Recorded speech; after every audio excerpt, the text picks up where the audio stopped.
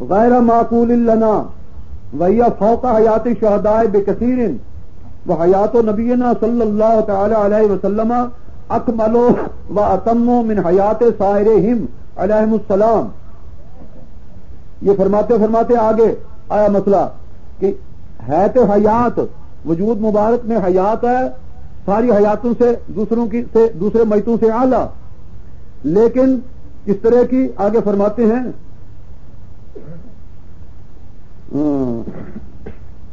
الا انہا لا یترتب علیہا کل ما یمکن ان یترتب علی تلک الحیات المعروفۃ ولا یحس بها ولا کل احد ولا یحس بها ولا یدرکها کل احد، فلا ظاہر وہ محسوس نہیں ہوگا کہ وہ اٹھ رہی ہے میت، بیٹھ رہی ہے، یا اس کا کوئی کلام سنا جائے، ظاہر تو وہ میت کی میت معلوم ہوگی، چاہے نبی علیہ الصلوۃ والسلام کی ہو. اس لیے آگے فرماتے ہیں فلاح فریضہ انکشاف قبر نبی من الانبیاء علیہم السلام، اگر بالفرض انبیاء علیہم السلام میں کی قبروں میں سے کسی کی قبر کو کھولا جائے تو کیا نظر آئے گا؟ اس میں بیٹھی ہوئی ہوں گے وہ، یا وہ رکوع سجود وہ وجود نظر آئے گا کرتا ہوا؟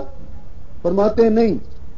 فلاح فریضہ انکشاف قبر نبی من الانبیاء علیہم السلام لا یرى الناس النبی فیہ الا کما یرون سائر الاموات الذین لم تاکل الارض اجسادہم. سن لیا جناب کہ جیسے دوسری میت نظر آتی ہے اسی طرح میت کی میت نظر آئے گا وجود ظاہر، اور حقیقت میں اس کے اندر اللہ تعالیٰ نے وہ حیات برزخی رکھی ہوئی ہے دوسری میتوں سے زیادہ اعلیٰ حیات، وہ اس کو اپنے لیے تو احساس موجود ہے، شعور موجود ہے، حس موجود ہے، اور ان کی حیات موجود ہے، لیکن دیکھنے والے کو میت، وہی کلام المیت علی الجنازہ والی بات جو بخاری میں نبی پاک کا خود اپنا ارشاد موجود ہے کہ تم کو تو میت کی میت نظر آئے گی، لیکن حقیقت میں وہ کلام بھی کر رہا ہے کہ قدمونی قدمونی. نیک اور متقی کا تو کہتا ہے مجھے آگے لے چلو آگے لے لو، تم نہیں سنتے. یہ ہے حیات برزخ، ہے حیات موجود، روح منقطع ہو چکی ہوئی ہے، روح کے اتصال سے تھا نا پہلے وہ زندہ میت، تو اس کو تو مرکب حیات کہتے تھے. اب روح تو نکل چکی ہے، اب میت جنازے کے اوپر کلام کر رہا ہے، تم نہیں سنتے. یہ ہے برزخ کے اندر، پردے کے اندر، من ورائہم برزخ الی یوم یبعثون. یہ ہے اوٹ.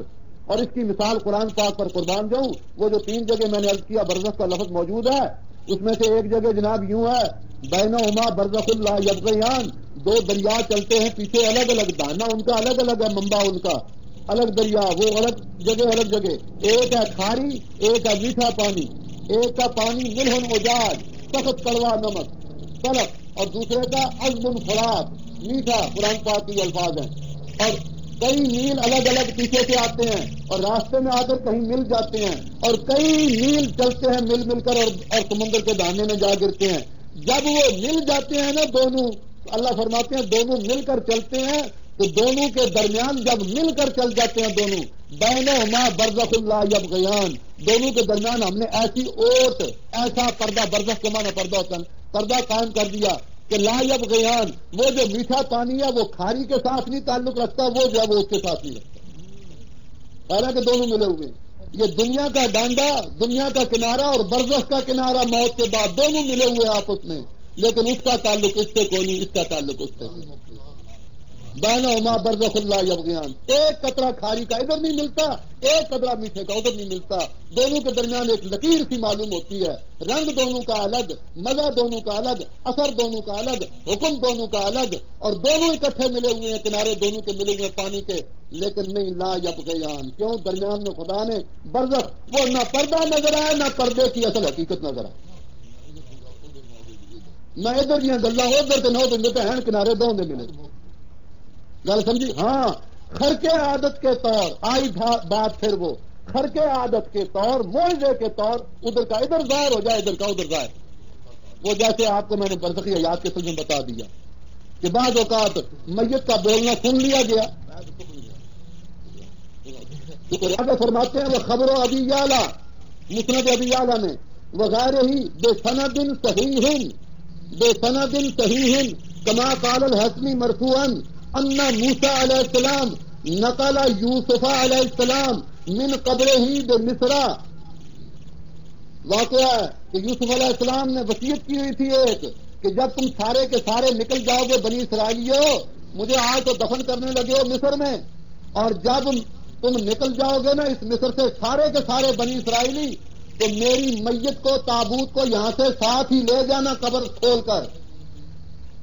اتنا سے کہتے ہیں ابی یعلا کی سند صحیح کے ساتھ اس نے روایت کی ہے کہ جب موسیٰ علیہ السلام نکلنے لگے تھے نا، وہ جو قرآن میں واقعہ موجود ہے، جب نکلنے لگے تھے راتوں رات مصر سے فرعون کے ظلم سے ستے ہوئے سارے بنی اسرائیلیوں کو لے کر، تو وہ یوسف علیہ السلام کی جو ہزاروں برس پہلے وصیت تھی، اس وصیت کے مطابق یوسف علیہ السلام کی قبر مبارک کو جا کر کھولا، اور وہ تابوت یوسف علیہ السلام کا وہ میت اٹھا کر لے گئے۔ وہ یہ نہیں تھا کہ پاؤں کے ساتھ خود چل کر جانا تھا یوسف علیہ السلام کی میت نے، ذات وہ میت سے ان کے اندر حیات برزخی موجود تھی۔ بات سمجھ میں آئی کوئی نہیں آئی؟ اور جو بھلا آدمی کائنات میں شعور مانتا ہو، اور جو بھلا آدمی کافر کی میت کے اندر بھی حیات برزخی اور شعور مانتا ہو، وہ پیغمبر کی میت میں شعور اور حیات کو نہیں مانتا، اور ڈرو خدا سے۔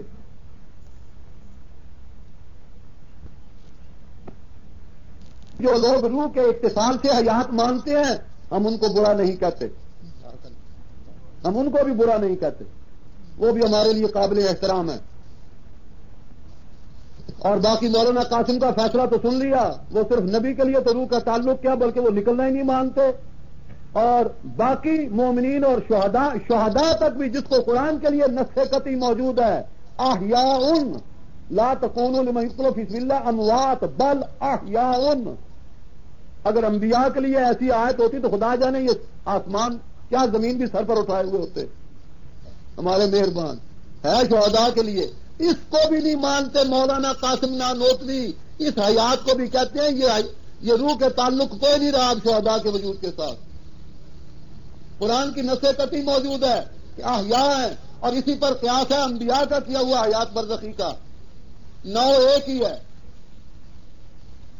وہ تو کہتے ہیں اس کے ساتھ تعلق ہی کوئی نہیں، بدلوں کے ہر سے بعد آباد، فیصلہ آخری سن لیا ان کا، ہر سے بعد آباد جو کچھ ہو جائے، شہداء کی ارواح کا تعلق ان کے اجساد کے ساتھ، اور مومنین کی ارواح کا تعلق موت کے بعد ان کے ساتھ قتل کو نہیں رہتا۔ پھر ان کو حیات بعض کیوں؟ وہ کہتے ہیں ان کو مثالی وجود الگ مل جاتے ہیں۔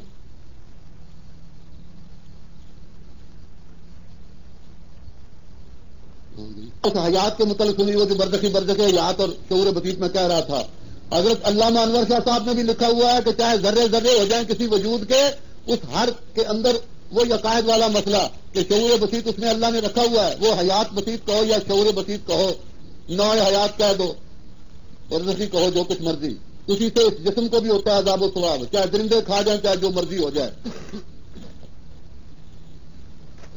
اور پھر اور تمام محققین کا فیصلہ، تمام محققین و متقدمین متأخرین کے جتنے محققین ان کا فیصلہ کہ موت نام ہے روح کے منقطع ہو جانے کا، اور نیند میں روح منقطع نہیں ہوتی بلکہ روح کا تعلق ضعیف ہو جاتا ہے بدن سے۔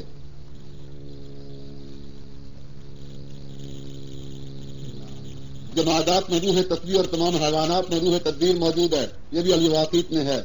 نبی بعد شہید ثانی فی محبت رسول اور عاقل حلال صرف سب کے احساس محفوظ اور تر و تازہ رہتے ہیں، یہ بھی الواقیت ہے۔ ارواح انبیاء و شہداء وغیرہ ان کو صور جسدیہ، ارواح انبیاء و شہداء وغیرہ ان کو صور جسدیہ اجسام مثالیہ عطا کی جاتی ہیں، یہ بھی الواقیت ہے۔ اور بعضوں نے برزخ سے مراد سورہ اسرافیل بھی لیا ہے۔ روح کا تعلق نیند میں باقی رہتا ہے اور موت میں باقی نہیں رہتا، باوجود اس کے جسم کو نعمت اور عذاب کا احساس ہوتا ہے۔ الواقیت میت میں بغیر واسطہ روح ادراک اور شعور موجود ہے۔ الواقیت 142 صفحہ جلد 2، 142 جلد 2 پہلے 141 صفحے کا بھی سن لو۔ اللہ انا علاقت تدبیر الحیکل باقیۃ فی النوم بخلاف الموت فانه لا علاقت له فی التدبیر ما احساس الجسم لا علاقت له فی التدبیر، روح کا علاقہ اس تدبیر بدن میں قطن کوئی نہیں، باوجود اس کے ما احساس الجسم بالنعیم والعذاب۔ لیکن یہ پھر اس احساس کس سے ہوتا ہے؟ کیا روح کے تعلق سے ہوتا ہے؟ تو اس کو بھی سن لو۔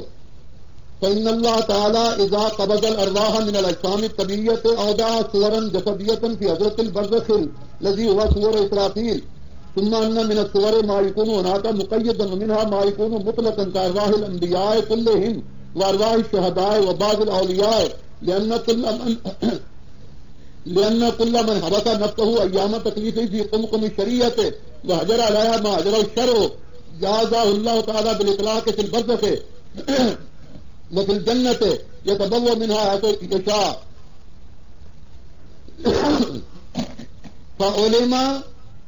فعلم أن المكاشفين 142 صفحہ فعلم أن المكاشفين الكملا، جو اولیاء اللہ میں سے صاحب کشف لوگ ہیں اور ہیں بھی کاملین لوگ، اولیاء اللہ میں سے جو مکمل اور صاحب کشف صاحب کرامات بڑے اولیاء اللہ محققین جو لوگ ہیں کاملین، وہ کیا کہتے ہیں؟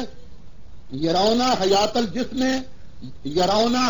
الجسم بعد مفارقت الروح، روح کے جدا ہو جانے کے باوجود جسم میں حیاتی وہ دیکھتے ہیں، وہ قائل ہے اس جسم کی حیاتی کے.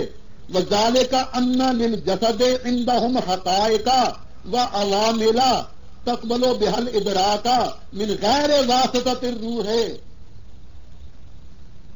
سن لیا جناب، روح کے واسطے سے نہیں، بغیر واسطے روح کے صرف جسم میں حقائق موجود ہیں، وہی حیات برزخی، وہی شعور بسیط، حیات بسیط،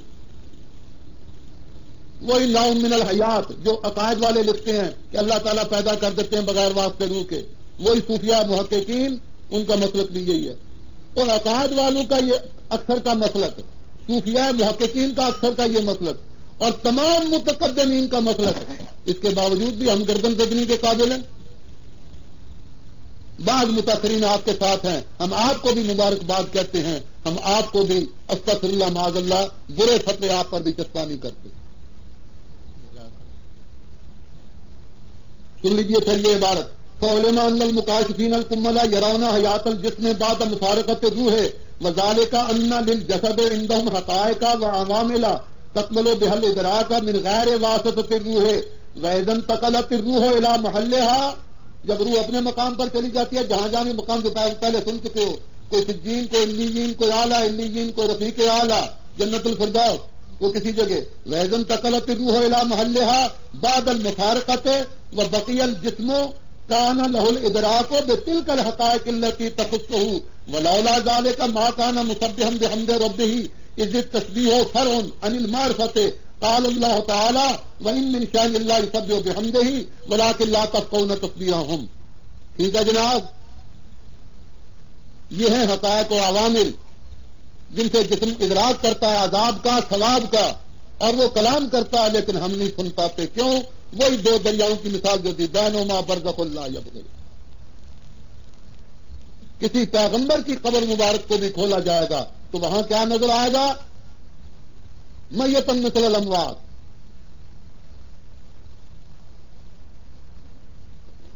اور نیند کی جو مثال دیتے ہیں اس کے لیے بھی تمام محققین کا یہی مسلک ہے کہ نیند میں کچھ علاقہ باقی رہتا ہے تدبیر جسم کے لیے روح کا، لیکن ہو کمزور جاتا ہے، کچھ ہٹ جاتا ہے، اس کا تعلق کچھ رہ جاتا ہے نیند میں. اللہ یتوفی الانفس حین موتها، قرآن مجید. اللہ یتوفی الانفس حین موتها والتی لم تمت فی منامها فیمسک التی قضى علیها الموت ویرسل الاخرى الی اجل مسمى. ایمانداری سے بتاؤ یہ تو تقسیمیں کیسی ہیں؟ فرمایا نیند کی حالت میں بھی قبضہ ہوتا ہے جانوں پر، نیند میں بھی قبضہ کرتا ہے اللہ تعالیٰ جانوں پر، اور موت میں بھی قبضہ کرتا ہے جانوں پر. فرمایا لیکن نیند میں اس کو ایک مدت تک چھوڑا جاتا ہے، اور جو موت ہوتی ہے فیمسک التی قضى الموت، موت کی حالت میں اس کو روک دیتا ہے. جب خدا روک دیتا ہے تو اس کا تعلق لگا بدن کے ساتھ کیسے رہ جاتا ہے؟ فیمسک التی. فرمایا نیند والی میں تعلق لگا دیا جاتا ہے، موت والی میں تعلق روک دیا جاتا ہے. اللہ یتوفی الانفس حین موتها والتی لم تمت فی منامها فیمسک التی قضى علیها الموت ویرسل الاخرى الی اجل مسمى.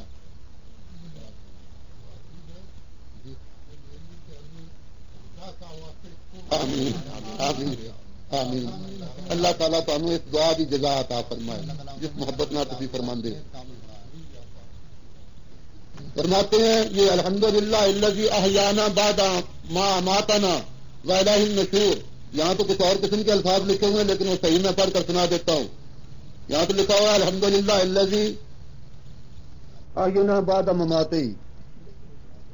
الفاظ حدیث شریف کے اس طرح الحمدللہ الذی احیانا بعد ما اماتنا والیہ النشور. نیند کو النوم اخت الموت، موت کے مشابہ قرار دیا گیا ہے. یہ حیات برزخی کا ایک نمونہ ہے نا. نیند بھی حیات برزخی کا ایک نمونہ. دیکھنے والے کو تو وہ چارپائی پر نظر آ رہا ہے نا، چارپائی پر، اور یوں ہی نظر آ رہا ہے، نہ کھاتا نہ پیتا، لیکن وہ کھا بھی رہا ہے نیند میں، خواب میں کھا بھی رہا ہے، پی بھی رہا ہے. ہوتا ہے نا سلسلہ اس کا. یہ صرف ایک نمونہ چونکہ دیا ہوا ہے اور قریب قریب اس کا حال وہ ہوتا ہے اللہ یتوفل انفس حین موتہا واللتی لم تمت فی منامہا. دونوں کے وقت قبضہ چونکہ ہوتا ہے، نیند کے وقت بھی قبضہ، موت کے وقت بھی قبضہ. اللہ تعالیٰ فرماتے ہیں میں قبضہ کرتا ہوں روحوں پر، موت کے وقت بھی، نیند کے وقت بھی. تو اس لیے اس کو موت کے ساتھ تشبیہ دے کر اللہ کے حمد ادا کی جاتی ہے. اور خود حدیث میں تشبیہ موجود ہے. موت، نیند پوری موت نہیں ہوتی.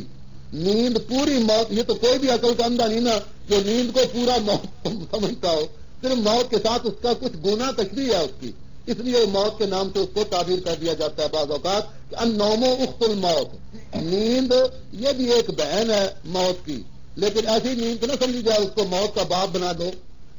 اللہ تعالیٰ پیغمبر پر رحمت برسا، اپنی نازل فرما اپنی رحمت، اپنی برکتیں، اپنی رحمتیں. صلاۃ کا تو یہ مطلب ہے نا. تو اسے تو یہ شک تھا کہ آپ کا وجود تو مٹی در مٹی، خاک در خاک جائے گا، نام نشان بھی نہیں رہے گا وجود کا کہیں، تو وہ رحمت کس پر برسے گی؟ تو اس کا جواب یہ دیا ہوا ہے نا. تو عرض صلاۃ ہے نا کہ وہ کس طرح رحمت کو پیش کیا جائے گا. تو اس کا جواب یہ ہے کہ ہمارے وجود سلامت رہیں گے. تجھے یہ خطرہ پڑا ہوا ہے کہ وجود کا نام نشان بھی نہیں رہے گا تو وہ صلاۃ خدا کی رحمت کس پر آئے گی؟ وہ فرمایا کہ وجود موجود رہیں گے کہ قائل نہیں. اور فرماتے ہیں کہ حدیث کے راویوں میں محمد بن مروان قذاب صحیح لفظ ہے. کیا حدیث کا انکار امت محمدیہ میں سے کسی اور نے بھی کیا ہے؟ جی میں ہی اکیلے نہیں کیا. محمد بن مروان کو میں بھی قذاب کہتا ہوں اور پہلے محدثین نے بھی اس کو قذاب کہا ہوا. اگلے یاد مان لیا وہ جو مانتے ہیں ہم ان کو برا نہیں کہتے. میں تو پہلے ہی کہتا ہوں جو مانتے ہیں وہ اس کو برا نہیں کہتے. میں خود نہیں مانتا. تو خلاصی ہوئی صحیح حدیث کو پیش کر دے گا تو سرے قسم بسرے قسم. ضعیف روایت کو میں نہیں مانتا، قذاب کی روایت کو میں نہیں مانتا. معاملہ ہے پیغمبر کی ذات پاک کا. وہی یحییٰ بن معین والا قول کہ تم بڑے بڑے بزرگوں کی بات کو چھوڑ دیتے ہو اور ان پر جرح کر دیتے ہو. انہوں نے کہا اس لیے کہ معاملہ پیغمبر کی ذات کا ہے نا، اور پیغمبر نے فرمایا من کذب علیہ متعمدا فلیتبوأ مقعدہ من النار.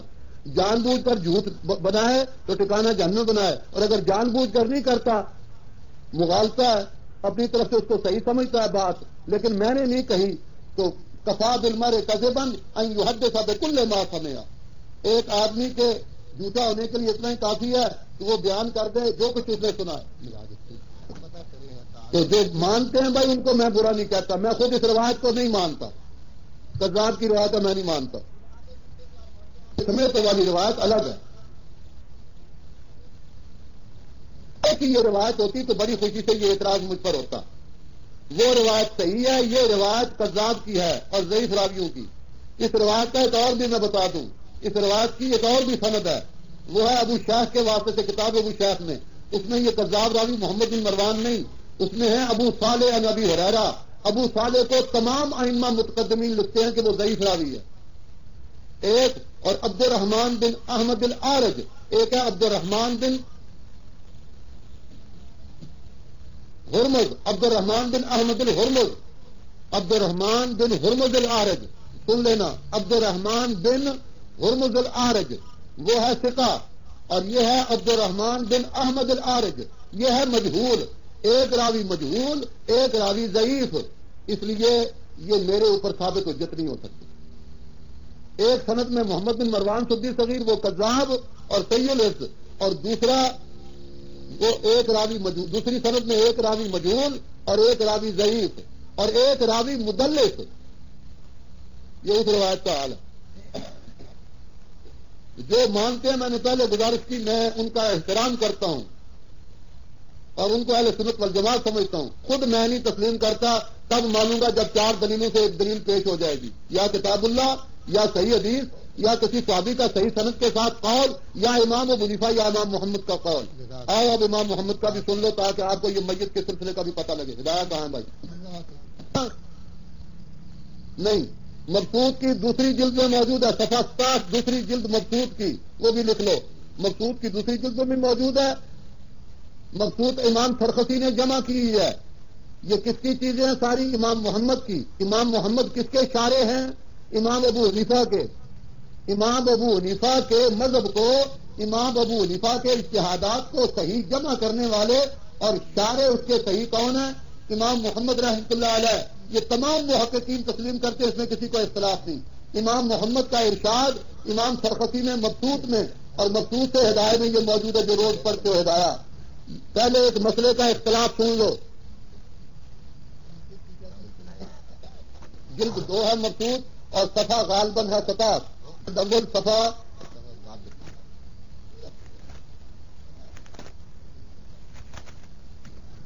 چھاپے کا فرق ہوتا ہے. فی المطبع مجتبی واقعہ فی بلدت دہلی،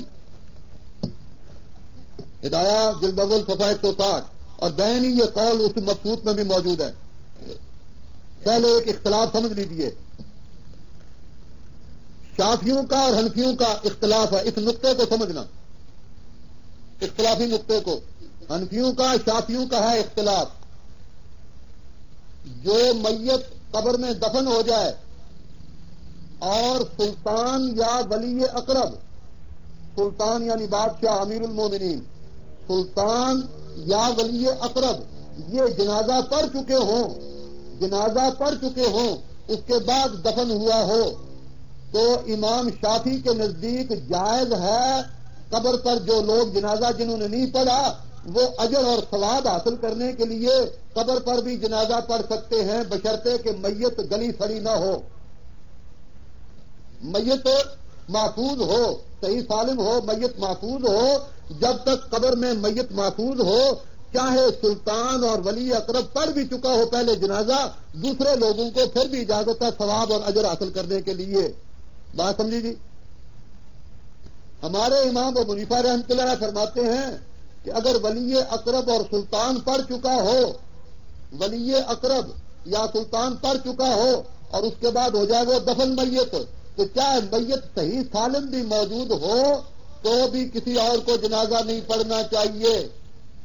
ہاں اگر ولی اقرب اور سلطان نے نہیں پڑھا اور لوگوں نے تو پڑھا، وہ دفن کر دیا گیا، تو ولی اقرب اور سلطان آ گیا تو ان کو اجازت ہے قبر پر جنازہ پڑھ لیں اس کا، بشرطے کہ میت محفوظ ہو. میت کی حفاظت کی شرط تو دونوں کے نزدیک ہے، امام ابو حنیفہ کے نزدیک بھی، امام شافعی کے نزدیک بھی. آگے وہ جو دلوں کی قاعدہ وہ حقیقت میں نہیں ہے، وہ ہے کہ میت کا اندازہ ان زمین کا لگاؤ کہ بعض زمینیں جلدی کھا جاتی ہیں، شور کلر والی زمینیں وہ جلدی کھا جاتی ہیں میت کو، بعض دیر سے کھاتی ہیں. اصل اندازہ یہ ہے، وہ وہاں کا اس ملک کا اس جگہ زمین کا اندازہ لگا لو. تو بہرحال یہ شرط دونوں کے نزدیک ہے، امام ابو حنیفہ کے نزدیک بھی، امام شافعی کے نزدیک بھی، کہ میت صحیح سالم ہو. تو امام شافعی کہتے ہیں جنازہ پڑھ لینا جائز، چاہے بادشاہ ولی اقرب پہلے پڑھ چکا ہو. اور امام اعظم فرماتے ہیں کہ ولی اقرب اور سلطان اگر پڑھ چکا ہو تو دفن کر دیا گیا، اس کے بعد دوسروں کو اجازت نہیں ہے قبر پر جنازہ پڑھنے کی، چاہے وہ میت محفوظ بھی کیوں نہ ہو. اختلاف سمجھ میں آ گیا. امام محمد اب الزام قائم کرتے ہیں امام ابو حنیفہ کی طرف سے شافعیوں پر. امام محمد الزام قائم کرتے ہیں، جواب دیتے ہیں الزام کے طور. امام محمد فرماتے ہیں، اب لفظ سنو، کہ اگر ثواب ہے جنازہ پڑھنے کا جب ولی اقرب بھی پڑھ لے اور سلطان بھی پڑھ لے، تو نبی علیہ الصلوۃ والسلام کا جنازہ ولی اقرب نے بھی پڑھ لیا اور سلطان امیر المومنین ابوبکر صدیق نے بھی پڑھ لیا. ولی اقرب بھی پڑھ چکے تھے، اہل بیت نبی بھی پڑھ چکے تھے، صحابہ بھی، ابوبکر صدیق بھی. سلطان نے بھی پڑھ لیا یعنی امیر المومنین نے، حضرت ابوبکر صدیق، وہ سلطان کی حیثیت تھی نا. امیر المومنین نے بھی پڑھ لیا اور جو ولی اقرب سے نبی پاک کے قریبی سے قریبی رشتہ دار اقرب، انہوں نے بھی پڑھ لیا. اب وہ دفن ہے قبر میں، میت مبارک ان کی ہے محفوظ، تو شافعیوں کیوں نہیں ثواب حاصل کرتے؟ جاؤ نہ پڑھو جا کر جنازہ قبر پر.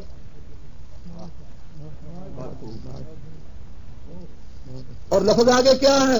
وَهُوَ الْآنَ كَمَا وُضِعَ صلی اللہ علیہ وسلم، امام محمد کے الفاظ وَهُوَ الْآنَ كَمَا وَهُوَ الْيَوْمَ كَمَا وُضِعَ، وہ آج بھی صرف اس دن نہیں، آج بھی اسی طرح ہیں جس حال میں رکھے گئے تھے۔ بولو ایمانداری سے، صحابہ نے نبی پاک کو جب اٹھایا تھا تو کس حال میں رکھا تھا قبر میں؟ میت کی حالت میں یا بالکل دنیاوی حالت تھی آپ کی؟ اس حالت میں رکھا ہے صحابہ نے۔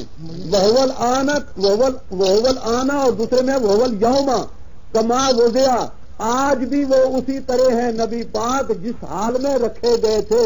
جس طرح میت صحیح سالم محفوظ صحابہ نے اٹھا کر میت کر کے رکھی تھی، آج بھی اسی طرح میت کی میت ہیں۔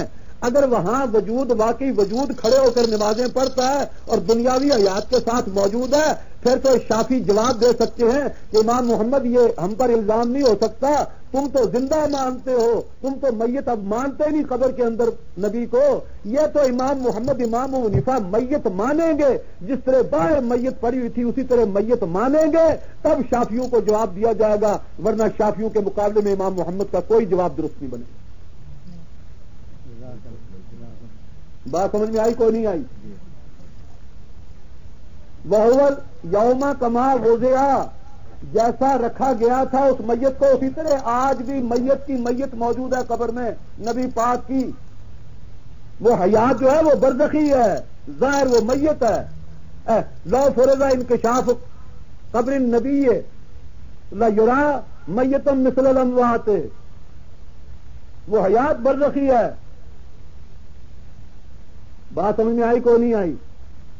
اور اگر بالکل اسی وجود کے ساتھ کھڑا ہونا، بیٹھنا اور حرکت کرنا سارا کچھ یہی ہے دنیاوی حیات کی طرح، تو پھر تو وہ یہ امام محمد کی طرف سے شافیوں کو جواب اور الزام کیسا؟ پھر تو شافی کہہ سکتے تھے نا، اگر امام محمد اور امام ابو حنیفہ اگر اسی طرح کی زندگی مانتے تھے قبر میں دفن ہونے کے بعد، تو پھر تو یہ کہہ سکتے تھے نا شافی مقابلے میں، ادھر تو تم ہائی مانتے ہو، ادھر ہم کو کہتے ہو جنازے پڑھیں جا کر، زندہ کا بھی کوئی جنازہ پڑتا؟ الزام تو تبھی قائم ہوگا جب میت مانے۔ اور قیامت تک شافیوں کے دانت بٹھا دیے امام محمد نے، قیامت تک شافیوں کو جواب کوئی نہیں آنے کا، نہ آج تک کسی شافی نے امام محمد کے اس الزام کا جواب کوئی دے سکا۔ کیا چاہتے ہو، امام محمد کی بات کو باطل کرنا، امام ابو حنیفہ کی بات کو باطل کرنا، موٹے موٹے رسالے لکھ کر اور ان میں خیانتیں کر کر کے؟ نہ قرآن کی آیت سے ٹلے۔ مرزا قادیانی نے یہ مفہوم لکھا تھا موسیٰ علیہ السلام کے متعلق، وہ آیت درج کر کے، آج ہمارے مہربانوں نے وہی مفہوم لکھ دیا۔ جمہور متقدمین کیا کہتے ہیں، اور ہمارے مہربان قرآن کی آیت سے بھی نہیں ٹلے، حدیث سے نہیں ٹلے، راویوں پر کلام کرتے ہوئے اسماء و رجال کی بحث میں نہیں ٹلے، عقائد کی کتابوں سے حوالے نقل کیا تو ان میں کچھ حصہ کیا اور کچھ چھوڑ ہی دیا، اس لیے تو اگلا مطلب کے خلاف پڑتا تھا، خیانت کرنے کی باتیں۔ اللہ اکبر! یہ تو خیر سے یہ آخری جو بڑا ہتھیار نکالا اس کا یہ حال ہے، جو پہلے مہربان ان کی تو پوچھو ہی کچھ نہیں۔ یہاں موجود ہے ہدایت میں بھی، وَلِهَٰذَا رَهَنَ النَّاسَ تَرَكُوا عَنْ آخِرِهِمُ الصَّلَاةَ عَلَىٰ قَبْرِ النَّبِيِّ صلی اللہ علیہ وسلم وَالنَّقْلُ بِهَا غَيْرُ مَشْرُوعٍ وَلِهَٰذَا رَهَنَ النَّاسَ تَرَكُوا عَنْ آخِرِهِمُ الصَّلَاةَ عَلَىٰ قَبْرِ النَّبِيِّ صلی اللہ علیہ وسلم وَهُوَ الْيَوْمَ كَمَا وُضِعَ لِأَنَّ الْأَرْضَ لَا تَأْكُلُ شَاةَ الْأَنْبِيَاءِ، حاشیے میں موجود ہے۔ تو تمام لوگوں نے پیغمبر کا جنازہ چھوڑ دیا ہے، اسی وقت پڑھا تھا جب تک میت مبارک باہر تھی، کیوں چھوڑ دیا؟ تو شافیوں پڑھو نا جنازہ، کیوں نہیں پڑھتے؟ حالانکہ نبی پاک کی میت مبارک آج بھی اسی طرح میت محفوظ ہے جیسے اس دن پہلے دن تھی۔ تو کرو سواب، اس سے زیادہ ثواب کیا ملے گا کہ نبی کا جنازہ نصیب ہو؟ تو اور کچھ نہیں تھی، جڑے آج کل ہے مہربان ہے نا، آج کل انہیں کو کہو کہ یہی جا کر پڑھا ہے، لیکن یہ تو سمجھتا ہی نہیں نا، انہوں نے آخنا اسی تو سمجھنا نہیں دئی، اسی کل پڑھیے، انہوں نے تو امام محمد والی گل نہیں نا سکھاندی۔ یہ امام بیہقی کی اپنی بات ہے، امام بیہقی کا اپنا قول ہے، ردت الیہم ارواحہم، یہ کوئی حدیث نہیں ہے، حدیث صرف اتنی ہے، الانبیاء احیاء فی قبورہم یصلون، الانبیاء احیاء فی قبورہم یصلون، یہ حدیث ہے جس کو بہت سے ائمہ نے تو ضعیف کہا ہے۔ اس کا ایک راوی ہے حسن بن قتیبہ، میزان الاعتدال میں موجود ہے، میزان الاعتدال امام ذہبی کی، میزان الاعتدال امام ذہبی کی، جس میں اسماء الرجال سے بحث کی حدیث کے راویوں کی، اس میں موجود ہے حسن بن قتیبہ راوی و عادل حدیث، الانبیاء احیاء فی قبور یصلون. کیا حال ہے حسن بن قتیبہ کا؟ واہی الحدیث، متروک الحدیث، منکر الحدیث، ضعیف، کثیر الوہم، واہی، حالق. یہ تو اس کو لقب دیے ہوئے ہیں حسن بن قتیبہ کو، جو اس روایت کا راوی ہے. الانبیاء احیاء فی قبور یصلون، انبیاء اپنی قبروں میں زندہ نمازیں پڑھتے ہیں. لیکن ابن حجر نے، علامہ ابن حجر نے اس کی ہے تصحیح. ہم اس تضعیف کو چھوڑ کر، نکارت کو چھوڑ کر چلو انہی کی بات مان لیں. حالانکہ ذہبی بہت بڑے ہیں ابن حجر سے. علامہ ابن حجر نے تو دعا مانگی تھی کعبۃ اللہ کا غلاف پکڑ کر، یا اللہ مجھ کو علم امام ذہبی والا عطا فرما. امام ذہبی وہ شخص ہے. لیکن چلو علامہ ابن حجر کی بات مان لو. جیسے علامہ انور شاہ صاحب ہمارے استاد مرحوم نے فرمایا ہے